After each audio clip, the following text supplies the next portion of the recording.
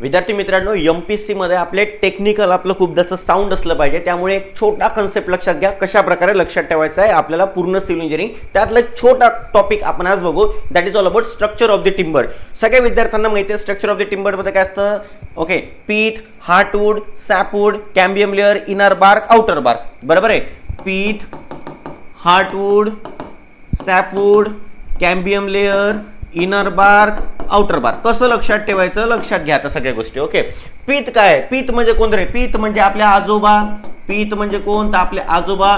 आजोबांनी काय केलं, आपल्या पूर्ण फॅमिलीला ओके म्हणजे यंग एज मध्ये नरिशमेंट केलं. यंग एज मध्ये म्हणजे सुरुवातीला आपल्या परिवाराला जर कोणी डेव्हलप केलं असेल, सुरुवातीला आपल्या परिवाराला जर कोणी सांभाळलं असेल, ते आपले आजी आणि आजोबा होते. ओके, म्हणून पीत म्हणजे कोण, तर पीत म्हणजे आपले आजोबा. ओके, यंग एज मध्ये नरिशमेंट दिलं आपल्याला, यंग एज मध्ये सुरुवातीला. ओके, सो यंग एज मध्ये डेव्हलपमेंट टिंबरला कोण देते, यंग एज मध्ये नरिशमेंट टिंबरला कोण देते, तर पीत देते. हार्टवूड म्हणजे कोण बेटा, हार्टवूड म्हणजे आपले आई बाबा. फक्त तुम्ही लक्षात ठेवा, आपले बाबा आई बाबा. आपलं काय असते बेटा, हृदय असते. ओके, तर तुम्ही इथे लक्षात ठेवायचं हार्टवूड कोण, तर हार्टवूड आपले बाबा. लक्षात ठेवा फक्त. ओके, आपले बाबा. आपल्या बाबांनी काय केलं बेटा, तर आपल्या बाबांनी ओके आपल्याला काय दिलं बेटा, चांगल्या प्रकारे स्ट्रेंथ आणि रिजिडिटी. ओके, आपल्या परिवाराला चांगली स्ट्रेंथ आणि रिजिडिटी प्रोव्हाइड करण्याचं काम कोणी केलं, तर आपल्या आई बाबांनी केलं, मुख्यतः बाबांनी. ओके, आईबद्दल मी नंतर बोलतोय कारण की सर्वात मेन टॉपिक आहे. ओके, सो हार्टवूड बाबा स्ट्रेंथ आणि रिजिडिटी देण्याचं काम केलं. पण आता त्यांनी केलं, ओके त्यांनी डेव्हलपमेंट केलं, त्यांनी परिवाराला सांभाळलं. ओके, सो आता त्यांची जबाबदारी संपली, कारण की आता जबाबदारी कोणावर आली आहे बेटा, आता आपल्या परिवाराला सांभाळण्याची जबाबदारी आलेली आहे आपल्यावर. सॅपवूड कोण आहे, सॅपवूड आपण आहे. आपण म्हणजे कोण, जेई आणि सिव्हिल इंजिनिअरिंग असिस्टंट.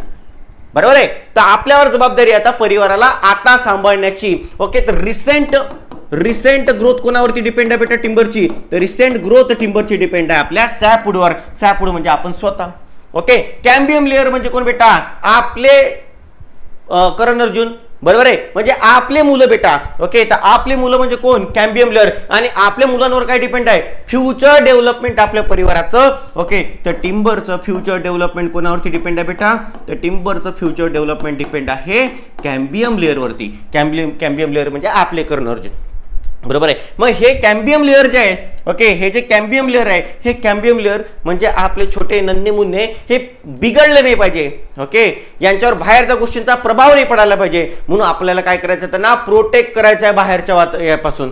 ओके, तर हे बाहेर निघाले नाही पाहिजे, म्हणून आपण काय लावतो बेटा, त्यांना काय म्हणतो, रूम मध्ये बसा, घरातच बसा, बाहेर फिरू नका. ओके, तर या कॅम्बियमला म्हणजे आपल्या कर्ण अर्जुनला प्रोटेक्ट करण्यासाठी आपण काय त्यांना घरात ठेवलं. ओके, ते वॉल आहे, आपली भिंत आहे, म्हणजे कोण बेटा, इनर बार्क. त्या इनर बारनी काय केलं बेटा, प्रोटेक्ट केलं. कोणाला प्रोटेक्ट केलं, तर कॅम्बियम लेअरला प्रोटेक्ट केलं.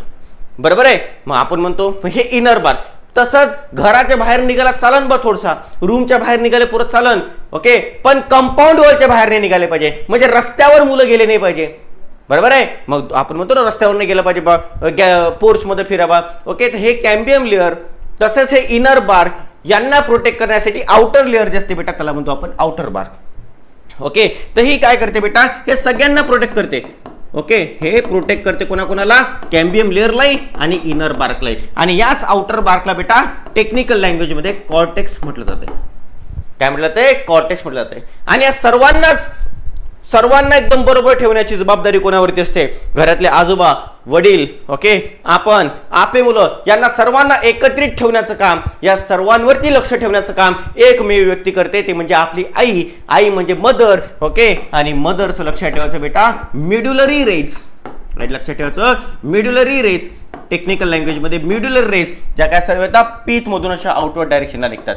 यांनी काय केलं बेटा, यांनी सर्वांना होल्ड करून ठेवलं. ओके, तर pith, heartwood, sapwood, cambium layer, inner bark या सर्वांना होल्ड करून ठेवण्याचं काम कोण करते, ते मेड्युलरी रेस करते. ओके, होल्ड लक्षात ठेवा, सर्वांना होल्ड करण्याचं काम कोणाकडे असते, मेड्युलरी रेस कडे असते. तर अशा प्रकारचा बेटा हा एक टॉपिक तुम्हाला लक्षात ठेवायचा आहे.